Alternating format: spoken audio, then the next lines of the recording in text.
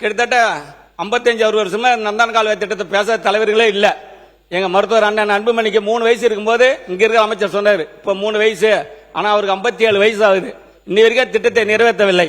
ஆகவே மாண்புமிகு எங்க மாவட்ட அமைச்சர் பொறுப்பு அமைச்சர்ன்றனால வெறும் 75 கோடி தான், அதை உடனடியாக பழுது நீக்கி பாசன வசதியை ஏற்படுத்துமாறு அன்போடு கேட்டுக்கொள்கிறேன்.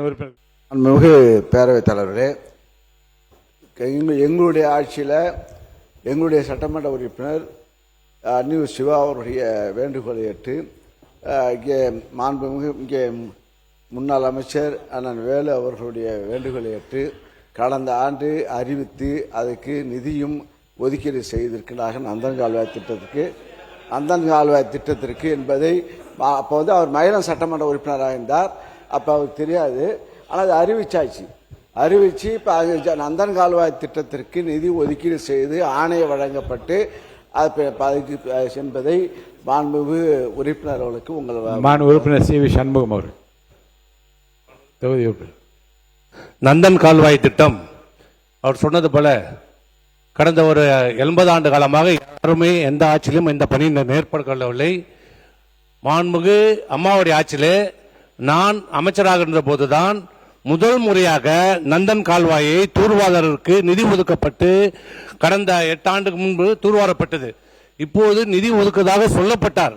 எப்படி பல திட்டங்களுக்கு நிதி ஒதுக்கி இருக்கிறீங்களோ இதுவரை எந்த திட்டமும் அங்கே நடைபெறவில்லை என்பதை தெரிவித்துக் கொள்கிறேன். மாண்புமிகு உறுப்பினர் சிவகுமார் அவர்களே பேசுங்க. போன 2026 ஜனவரியில மாண்புமிகு முதலமைச்சர் உறுப்பினர் ஏவா வேலு. மாண்புமிகு பேரவைத் தலைவர்களே, நந்தன் கால்வாய் திட்டம் என்பது நம்முடைய சிவகுமார் சொன்னதை போல அதற்காக முதலாக முயற்சி எடுத்தவர் அண்ணன் ஏஜி அவர்கள் தான். இதுதான் உண்மையும் கூட.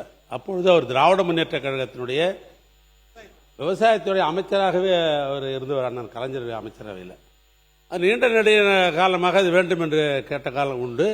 அவர்கள் சொன்னதை போல தூர்வாருவதற்கெல்லாம் கூட ஏற்பாடு பண்ணிக்கலாம், இல்லைன்னு சொல்லல. ஆனால் அது என்ன ஒரு திட்டத்தினுடைய நோக்கமே சாத்தனூருடைய உபரி தண்ணீர், அந்த உபரி தண்ணீர் திருவண்ணாமலை மாவட்டத்தில் ஏறத்தாழ 11 ஏரிகளை நிரப்பி அங்கே விவசாயத்தை பார்த்து விட்டு அதற்கு பின்னால் விழுப்புரம் மாவட்டத்தில் நேரடியாக வர்றது அந்த ஸ்கீமினுடைய வேலையை. ஆனால் அது இதை செய்யலை.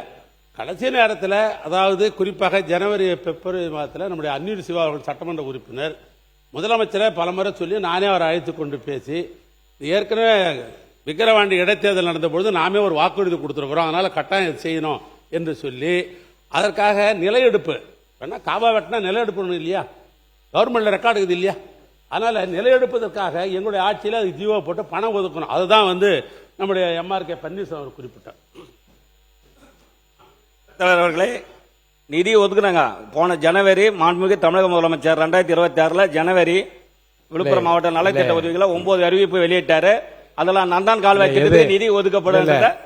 எது எப்படி இருந்தாலும் பெரியவர் கோவிந்தசாமி ஐயா அவருடைய காலத்தில் இருந்து நிதி ஒதுக்கப்பட்டு ஆய்வு செய்து தூர்வாரப்பட்டதா இல்லை என்பதெல்லாம் இப்போ தமிழக வெற்றி கழக ஆட்சியில் தான் அது நிறைவு பெறப் போகுது என்கிற அறிவிப்பை நாளை நான் நிச்சயமாக எதிர்பார்க்கிறேன்.